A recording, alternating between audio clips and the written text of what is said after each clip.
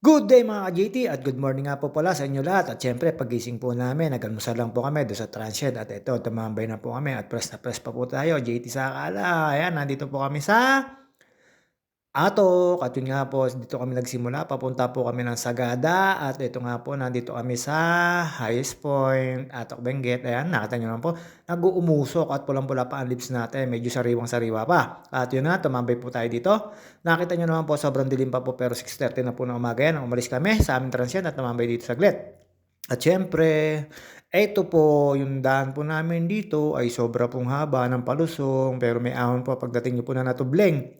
Siyempre, eto po tayo mga ka-JT, larga na po kami. Nakita niyo naman po may ilaw pa tayo. Ayan po, papunta na po tayo ng Sagada. Ang dadaanan po namin dito, Natubleng, tapos Bugyas, dire-diretso lang po. Ayun nga po, siyempre, pababa tayo doon. At yun nga, pagdating po ng Bugyas, mahabang ahon na walang recovery po. At ito, medyo makikahabaan po ito. Naghahanap po kami ng almusalan dito. Nakita niyo naman po ang aking kamukhaan, ang aking katawan. Nagpapalit-palit po ako diyan ng suot dahil po pinapasok po ng lamig yan. Yan suot kong jacket na yan. Hindi po kagaya nung isang kulay violet na hindi tumatagos po yung lamig. Sobra po lamig niyan. At saka syempre nakita niyo naman po, eto, tayo tumigil dito at nag-overviewing. Dito yan sa kahabaan ng Atok Benguet Halsima papunta po ng Natubleng. Naunang pong ahon namin dyan ay Natubleng. Tapos pagdating sa Natubleng, meron pong welcome na arko ng Bugyas. At dun po ay nakahanap po kami ng kainan yung dati namin kinainan na yan. Hindi pwedeng hindi po tayo magmamasa, napakasakit po sa pisngi ng lamig. At yun nga po, mas malamig pa po sa Atok Benguet kaysa dito sa amin pupuntang Sagada. Pero sulit na sulit naman noon yung haba nitong lulusungin mo. Pero may mahaba ka rin pong papunta sa Bangan, Mountain Province. At yun nga po, nakita po natin yung arko ng Mountain Province. At dito po, masayang-masaya pa po tayo dyan. Pero syempre, pa-after po ng Bugyas. At dito po, syempre, makikita nyo po yung mga bahayan na yan. May isang ahon po matibay dito, ang Natubleng. Diyan po sa Natubleng, siyempre may boundary po dyan ng papunta Bugyas. Pero hindi ko po alam kung Bugyas po pa nakakasakop dyan. Basta yan, dire-diretso lang po tayo. At malamig po talagang pumadyak dito. Hindi pa pwedeng wala po kayong gloves or ano sa mukha.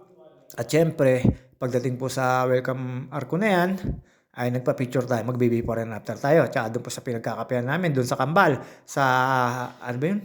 Klaksito. Basta makikita nyo po yung pinagkakapehan namin. Ayan. Nandito na po tayo sa Welcome Bugyas. Ayan po yung arko. Siyempre, pagkatapos po dyan, dire-diretso na po tayo. Makikita nyo naman po yung mga bahayan na yan. Lahat po yan puro palusong.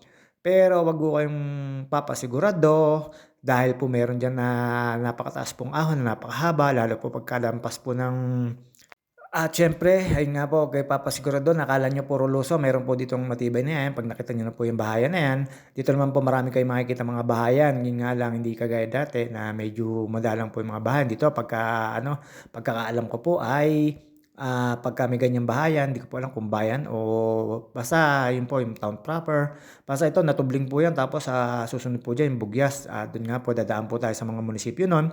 At yun nga po, pagkatapos ito, may mga view deck po tayo, kaya medyo tayo ginabi. Dahil po may mga dinaanan kami dito, mga view deck, mga side trip.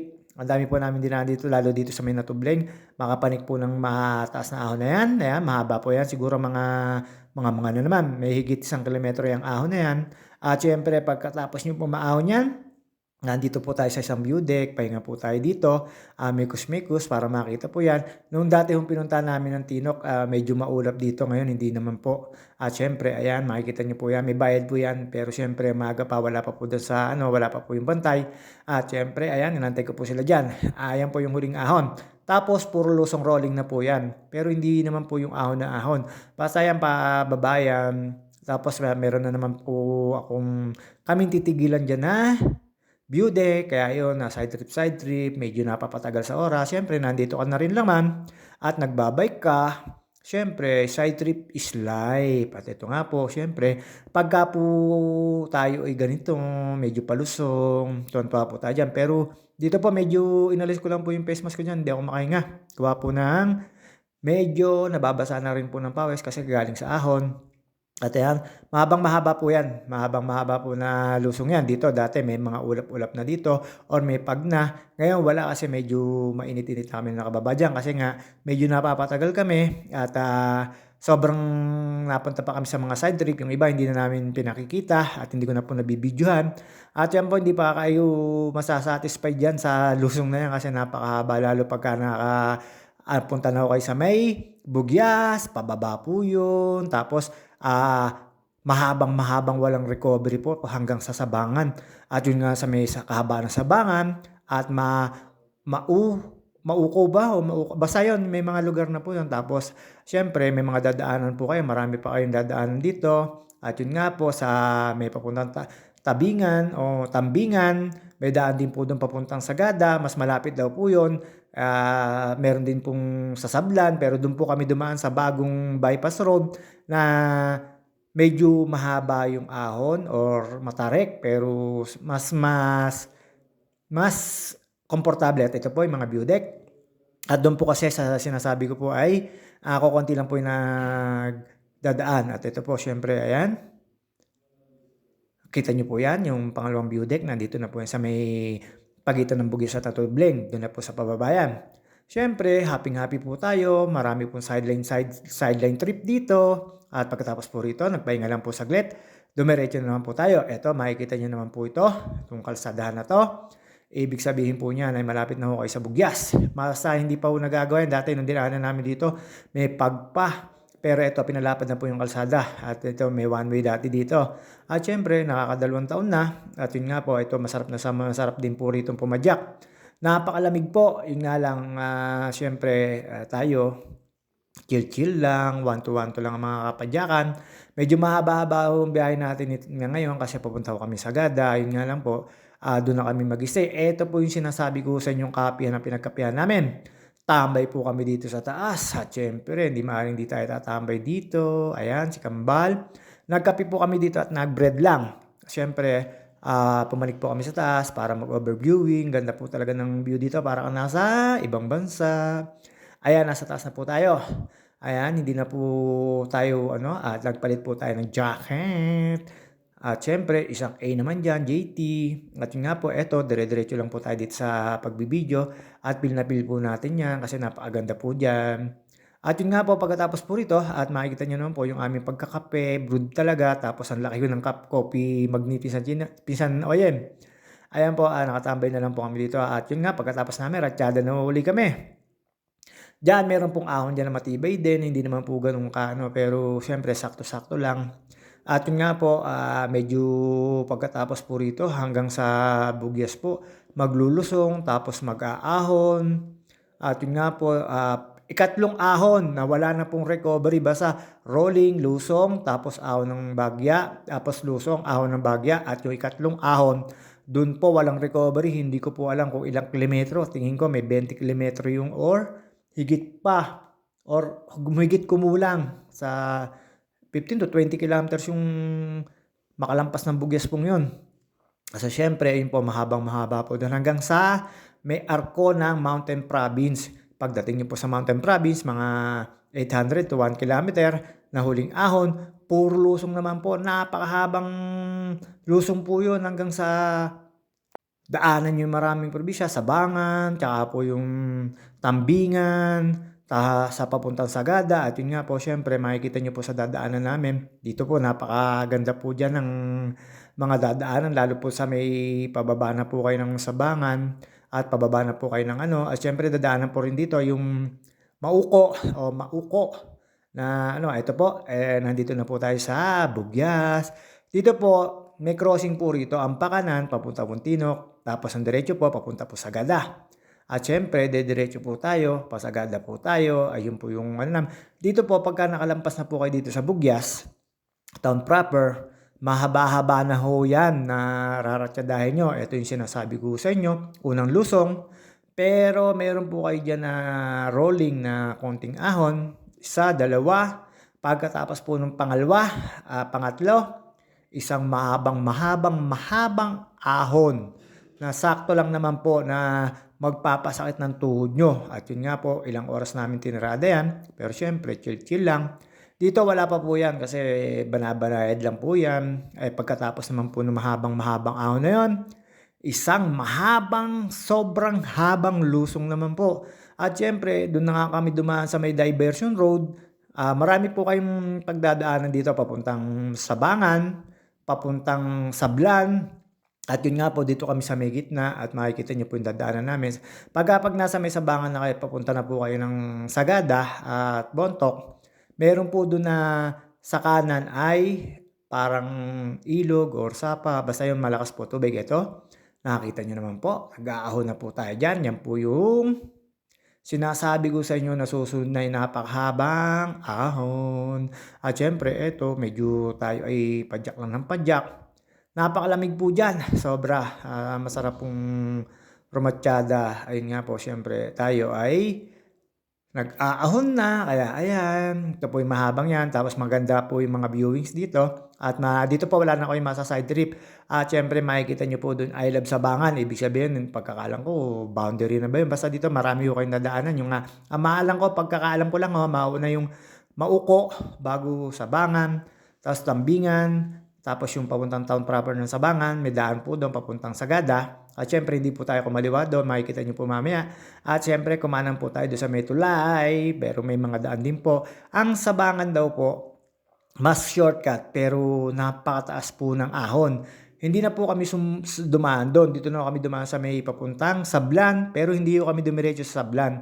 Bago dumating po ng Sablan, ay ewan ko kung tama ako, Sablan o Sabalan. Basta yun, kumaliwa na ho kami papanik po dun sa may diversion road at makikita nyo po to.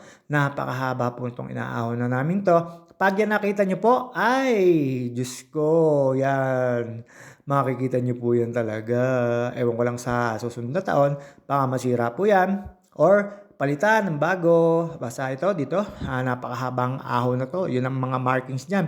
Tapos, pagkatapos po rito sa mahabang ahon na to, at doon nga po sa may arko, isang mahabang ilang oras na paglusong. At syempre, sa sobrang haba ng lusong, ikaw na magpapahinga kasi pagod na pagod ka na sa pagpreno. At yun nga po, eto, pag nakita nyo na po ito, dito masayang-masaya na po ako kasi nakita ko na po ang arko. At dyan po namin po nagpapapicture dyan. Nagpapicture din po tayo. Hindi naman pwedeng hindi tayo magpapapicture dyan. At yun nga po, medyo mataas-taas pa rin po ito.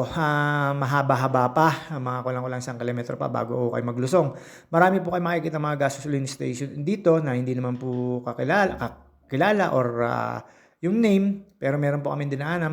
Baka baba po ng Sabangan. At syempre makikita mo nyo po rito sa kanan dyan. Yung may mga parang poste maliliit kung ilang kilometro pa. Tapos Sabangan ibig sabihin nun. At lampas pa rin po kami ng Sabangan. Ayan, welcome to Mountain Province, mga ka-JT.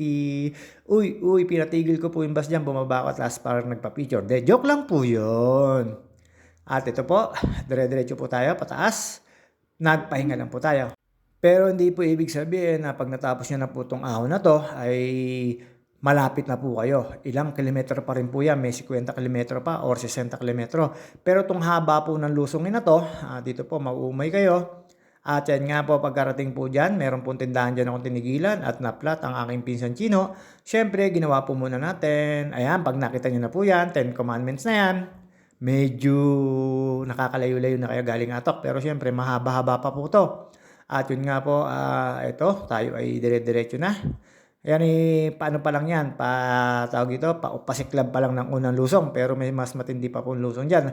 Pero kung i-reverse nyo po rito, baka hindi lang 1 araw o 2 araw namin bago tiradahin to. Sobrang taas po ng pabalik. Anong palusong po, syempre, ramdam mo rin naman po. At yan, dito mga ka-JT, meron na po tayong dinaanan dito. Ayan po yung mga bahayan. Basta ito, madadaanan nyo po yung mga yan. Dito naman po, pag papunta kayo sa Sagada, doon na lang po sa may Tambingan kayo makakaano ng pagliko. Pakaliwa, Sabangan, tapos yung pakanan, papunta po ng Bontoc. At ito nga po, ginawa po natin yung naplat na gulong ni Pisancino. At syempre, kumain na ho kami sa Route 101 after po namin maplat. At mababait at ang only soup po yung ginawa namin dyan. At after po nun, eto, dire-diretso na po ito. Puro palusong na po yan. Sobrang haba po ng lusungin na 'to, nakakaumay po pero yung malalaspag ka sa kada preno kasi hindi ka napadyak, depende na lang po sa'yo ang pag-init nung yung tawag dito, ng preno mo. Siyempre 'di lining po, nanginginit po yun talaga kasi baka lang pinagkakapitan. Ayan, makikita niyo naman po 'yan. Medyo malamig-lamig na, ayan po yung makikita niyo po rito, itong kahabaan ng lusong na 'to. Masaya po dito, sulit na sulit po ganyan po makikita yung mga viewing dito. Sa mga gusto pong pumidal or magmotor, motor, puwedeng-puwede naman po. Tiyatiyagain niyo lang po sa mga kagaya kong bikers siyempre, alam niyo na. Sa mga gusto pong pumidal, ito po ganyan po kaganda makikita niyo rito sa papunta pong Sagada. Ayan, dire-diretso po 'yan. Talagang hindi na po tayo napadyak, nakita niyo naman po sobrang haba niyan. Malalaspag ka sa sobrang haba ng paglusong, depende na lang po sa'yo kung gaano mo lulusungin. Kung malakas ang loob mo, pwede mong tulinan higit sa 1 oras o 2 oras. Basta kami, chill-chill lang. Tapos side trip, side view, mga ganyan. Pag may nakitang tigil. Kaya yon bago namin narating ang Sagada, ay medyo madilim na. Pero nung narating namin, alis ang pagod. At yun nga po ito, nakita niyo po yan, ganda-ganda po niyan. Dito po nagdadaan-daan na po tayo diyan kasi medyo mataas na po yung lusong na yan. Basta pag nakita niyo po 'to or pupunta po kayo ng Sagada, mapasasakyan kayo, may bike kayo, may motor kayo, eto po yung dadaanan niyo talaga. Ito po talaga yung way na isang way na papunta po rito. Pero may daan po sa may Tinok. At ayan, makikita niyo na po 'tong gasoline station na 'to. Ayan ang makikita niyo. Tapos ayan po, malapit na po kayo sa Sabangan. Welcome ba sa Sabangan, ayun na po. Tapos ayan, lakad-lakad lang po tayo kasi siyempre side trip, sightseeing o ano kung ano man. At yun nga po, dire-diretso na po tayo diyan. Padyak na po ulit tayo, puro pababa. Ayan, makikita niyo naman po, Abatan, tapos Sagada, tapos pakaliwa, Bontok. Ayan po yung makikita nyo. Ayan po yung kalsadang yung kabilang yon.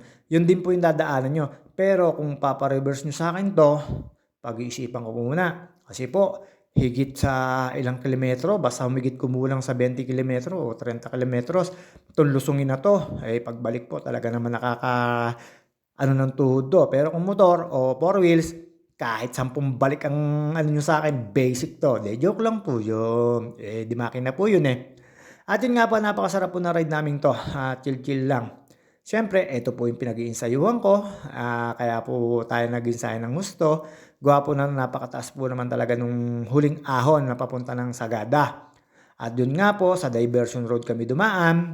Nakailang pahinga din kasi sobrang haba nung nilusong mo ng ilang oras. Depende na nga sa'yo kung paano mo tatakboy ng paglusong. Basta itong kahabaan na to, makikita niyo po yan, mga pintura na yan. At siyempre, ibig sabihin yan, malapit na po kayo sa Sabangan. At makikita niyo po dyan yung nag-walk po ulit ako, nag-side trip, nagpahinga. I love Sabangan. Tapos makikita niyo po yung Tambingan. Tapos may pakaliwa po na papunta po ng bayan Sabangan. Tapos marami po mga school dito. Hindi ko lang po alam talaga yung mga baryo-baryo dito, pero ayun ang makikita niyo po. Kaya medyo natutuwa po ako dyan. Nakita ko na naman po. Ayan, welcome to... Ayun po. Tapos eto, makikita niyo po ito. Meron pong kasang kalsada na to na ganyan. At marami po kayo makikitang kalsada na nagla-landslide. Kaya ingat-ingat po kayo. Tsaka po yung mga falling rocks. Siyempre tayo, medyo nailag na lang po tayo sa mga falling rocks na yan. At dito po, medyo malapad na po yan. Ingat-ingat lang po tayo. Ayan po yung I Love Sabangan. Una niyo makikita. Pababa pa rin po yan. Haba pa rin po yan. Hindi pa ho tapos yung palusong na yan. At syempre, ayan. Nagwawak-wak-wak lang tayo dyan. Feeling tayo. Pagka nakita po tayo ng ganyang I love, ayan, ito po yung Tambingan. Ayan po, pakaliwa ng Sabangan. Ayan po yung isang sinasabi kong daan, yung pakaliwa, tapos kanan po tayo dito. Dito po, ayan, diretso na po tayo dito. Ito, palusong na napakaganit din po. Dito, medyo mainit na po rito. At syempre, pagkatapos po ng mga ilang kilometro nito, ito makikita nyo po, naispaltado na po ito. May konting ahon po ito, pero kaya-kaya naman. Yung po nakita nyong I love Tambingan, may kaliwa po doon na yun po, mas malapit daw po yun. Pero napakataas po ng ahon. At dito po, hindi naman po tayo shortcut. Dito po, dalawa po yung daan. Isang diversion at isang sablan po ba yun, yung dadaanan na yun. Doon daw po mahaba na malayo. Dito po sa dinaanan namin, Sa gitna siya, parteng gitna. At siyempre ayan, nakita niyo naman po may nakasalubong tayong bus, yun po ang sasakyan namin na bus. Sa umaga, ayun nga po, siyempre uuwi din kaagad tayo. Alam niyo naman, 'di na tayo gagala dito, ayan. Pagkalampas niyo po rito, ayan po, hindi ko na po alam yung mga baryo rito. Ayan po yung sinasabi ko sa inyo na may ilog dito at may sapa. Basta ito po, dadaanan niyo po 'yan. Hindi na po kayo maliligaw dito dahil puwede naman po kayong magtanong sa lokal at sasabihin sa inyo ng lokal na puwedeng dito kayo turo, ayan. Kami naman siyempre, sa haba na rin naman po nung nilusong namin, naghanap na rin po tayo ng sakit ng katawan. Ito po yung unang ahon na yan, napakataas po niyan. Napakahaba po nitong aahunin na 'to, hanggang sa siyempre tayo ayan, chill-chill lang. Meron po tayong mga estudyante na kasabay dito. Ayan po siyempre ayan, nakita niyo naman po nag-aahon po tayo niyan kaya hindi po tayo mapakali diyan. Talagang padyak lang ng padyak ta's medyo mabigat pa yung ating kabagan. At siyempre yung bag natin medyo marami at may 1 liter na ano yan na tubig. Ayan, dire-diretso po tayo. Dito naman po rolling 'to, may mataas na ahon, may mahabang lusong. At ayan, pagkatapos niyo po ng mahabang ahon, dito po dire-diretso na po 'yan.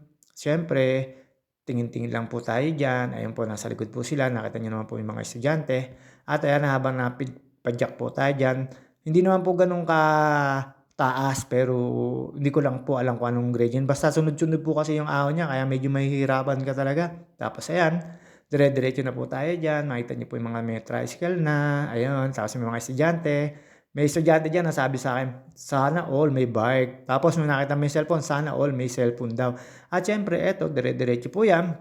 Napadyak na po tayo diyan. Medyo gumamit po ako ng granny dito sa unang ahon.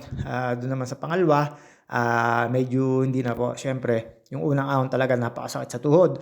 Tapos, biglang nasabik, ayan, dire-diretso po tayo. At ayun nga po, tayo ay sa haba nito, inabot na po tayo ng gabi. Pero nakarating naman po tayo. Yuyuko pero hindi susuko. Ayan po yung mga dadaanan nyo rito. Rolling po rito. At, napakasarap po dito, ayan medyo lusong. Nakita niyo naman po mga ilang anong recovery nito. Ang masarap lang po dito, lagi pong may asong hahabol sa inyo 'pag nag-ride kayo sa motor at sa bike. Pero hindi naman po sila nangangagat, pero bawat daanan niyo sa bahay, meron pong aso silang naghahabol lalo po sa mga bikers, alam niyo na mga ka-JT. Ingat-ingat lang po tayo dito. Ito yung sinasabi ko sa inyong diversion road. Tapos nung nakatuntong na po kami ng, Sagada, ito po yung madadaanan niyo rito, yan. Yan pong subdivision na yan. At, pagkapahinga po rito, medyo mahaba-haba pa rin po diyan. Siguro mga nasa 5 to 6 kilometers. Pero ayan, inabot na po kami ng hapon diyan kasi siyempre mga side trip at saka pagmemeryenda, alam niyo naman. Pero ito nakakaubos din naman po ng lakas. Pero siyempre, sagada nga, wala ka namang pagpipilian ng kung saan mas mabilis o saan ano.